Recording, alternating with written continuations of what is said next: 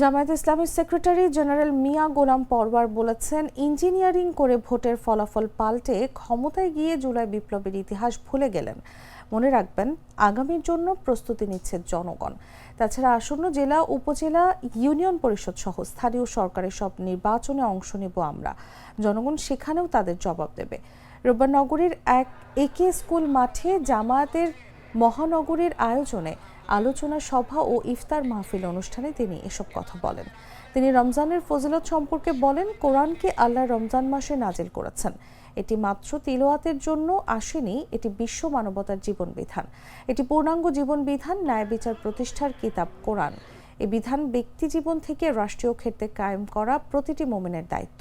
তাই কোনো মুসলমান কোরআনের বিধান ছাড়া অন্য কোনো বিধানকে বিশ্বাস করতে পারে না। মানুষ প্রস্তুত হয়েছে দাঁড়িপাল্লায় ভোট দেবে, কোরআনের বিধান কায়েম হবে। ইঞ্জিনিয়ারিং করে দিল নাকি বলেন? আর যারা ক্ষমতায় গেলেন তারা আবার জুলাই আন্দোলনের ইতিহাস ভুলে গেছেন।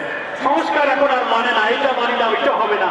আমি বলি, ওই অপরিণামশীল পথ থেকে ফিরে আসুন।